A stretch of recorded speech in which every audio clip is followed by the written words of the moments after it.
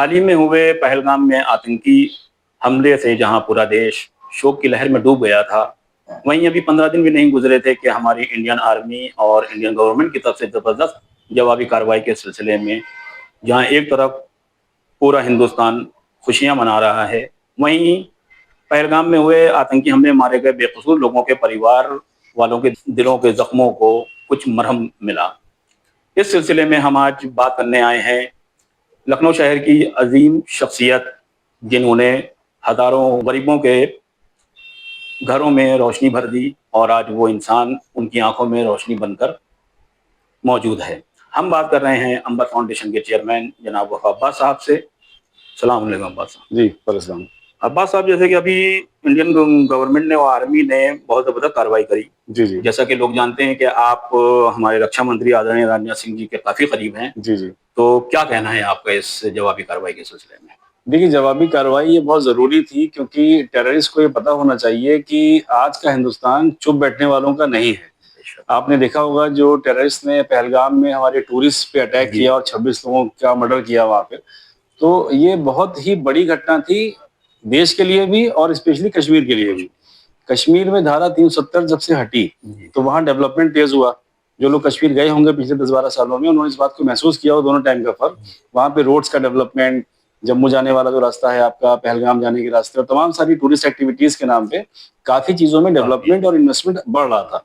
और दुश्मन कंट्री ने कहीं ना कहीं उन चीजों को रोकने के लिए कि कश्मीरियों का डेवलपमेंट ना हो, इंडिया का टूरिस्ट सेंटर जो जिसको जन्नत कहा जाता है पूरे दुनिया में, वो डेवलप ना होने पाए, इसलिए ऐसी एक्टिविटी की गई। और उस एक्टिविटी के लिए जो रास्ता चुना वो बहुत ही गलत था। हमारे वो टूरिस्ट जो सीधे साधे घरों के थे, सिंपल लोग थे अपने, मैंने देखा है एक फैमिली थी साउथ की, उसका बेटा या बेटी शायद मार्क्स ज्यादा लाया था, तो वो फैमिली घूमने गई, सेलिब्रेट करने गई थी, उसके फादर का वहाँ मर्डर हो गया। एक लेडी का हम लोगों ने फोटो देखा कि जो अपने हस्बैंड की लाश के बगल में बैठी, शादी कुछ दिन पहले हुई थी। तो आखिर ये क्यों किया गया? बात यहाँ पे हिंदू मुसलमान कोई धर्म कोई जाति की नहीं है। बात यह है कि हर हिंदुस्तानी, वो किसी धर्म किसी भी जाति का हो, वो कहीं ना कहीं हमारा अपना है। हम सब उनके साथ खड़े रहे मजबूती से। सरकार से हमने सबने मांग करी, पूरे देश ने मांग करी, और सरकार ने उस वादे को पूरा किया और पाकिस्तान के उन 9 सेंटर्स पे अटैक किया और कई ऐसी मिसाइल्स का इस्तेमाल किया कि काफी वहां पे कैजुअलिटीज हुई हैं। और हो सकता है कुछ आम लोग भी उसमें जान गई हो, लेकिन जो सरकार का टारगेट था, जो हमारी आर्मी का टारगेट था, वो पूरा हुआ। और उम्मीद करते हैं कि पाकिस्तान और उन सभी लोगों को ये मैसेज गया होगा कि अब हिंदुस्तान से दूर रहना है।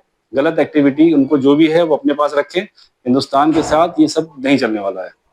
अब्बास साहब, जैसे देखने को मिला कि जवाबी कार्रवाई से जैसे पूरे देश में खुशियां मनाई गई, जी तो खुशियां मनाने वालों में ये एक अच्छा पैगाम गया कि उसमें ना कोई हिंदू था, ना कोई ईसाई था, ना सिख था, ना पंजाबी था, उसमें सब के सब सिर्फ इंडियन थे। जी जी और सब भारतीय थे। जी जी और भारतीय हो के मतलब भारतीय होने का सबूत दे रहे थे और खुशियां जी सब साथ में मना रहे थे। तो जी क्या कहना है इस सिलसिले में? देखिए, खुशी की बात तो ये है क्योंकि हिंदुस्तान गवर्नमेंट ने, मुझे लगता है कि जो पाकिस्तान के साथ पीछे हमारी वॉर्स हुई थी 65 में, 71 में, उसके बाद और कारगिल के बाद स्पेशली, ये पहला मौका था जब इतने बड़े पैमाने पे मिसाइल अटैक किया गया है और दुश्मनों को ये सबक दिया गया है कि अब हमसे दूर रहना, क्योंकि अब हम वो नहीं हैं कि जो तुम्हारी हर बात से दबेंगे, डरेंगे, घबराएंगे। अब हम मुंह तोड़ जवाब देंगे, घर में घुस के मारेंगे। दूसरी बात कि इस मौके पे, इस घटना से ये साबित हो गया है कि इंडियन सारे एक हैं। हो सकता है कुछ लोगों ने हिंदू मुस्लिम की एक्टिविटी को फैलाने की कोशिश की हो, लेकिन पब्लिक ने साबित कर दिया कि हम सब यूनाइट हैं, हम सब एक हैं।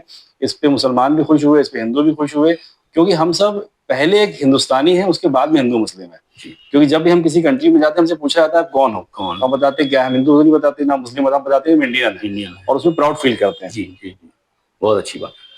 और एक आपसे आखिरी सवाल, क्या जी मतलब गुजारिश है कि ये चैनल मेरा नया है तो थोड़ा आपकी दुआओं की जरूरत है, कुछ क्या कहना चाहते हैं आप? जैसा कि मैंने आपसे अभी बात किया, तो चैनल आपने जो शुरू किया है, और मैं आपको मतलब इस बारे में जो गाइडेंस दे पाऊंगा वो दूंगा, कैसे आप इसकी टीआरपी बढ़ाएं।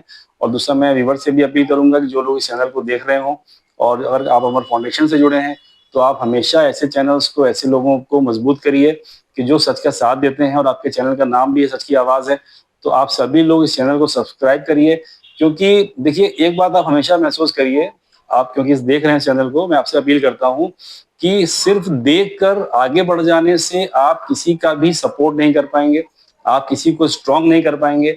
अगर आप चाहते हैं कि कोई आपकी आवाज बने, कोई आपकी प्रॉब्लम में आपकी मदद करे, आपको समस्या हो आप फोन करें, वो आए आपकी मदद करने, तो आपको ये जिम्मेदारी लेनी पड़ेगी कि आप उस आदमी को स्ट्रॉन्ग करें, वो कोई भी हो। आज हमारे शाहिद मिर्जा साहब हैं, और भी ऐसे लोग होंगे। आप सब लोग चैनल को सब्सक्राइब करें, उसको सपोर्ट करें, जिस तरीके से अभी आप सपोर्ट कर सकते हो उनको करें, ताकि इनका चैनल मजबूत हो, क्योंकि ये मजबूत होंगे तभी आपका मजबूत आपको सपोर्ट दे पाएंगे। बहुत बहुत शुक्रिया। तो नाजरीन, ये थे हमारे साथ अंबर फाउंडेशन के चेयरमैन जनाब वहाब अब्बास साहब। सच इंडिया टीवी से आपका मेजबान शाहिद मिर्जा।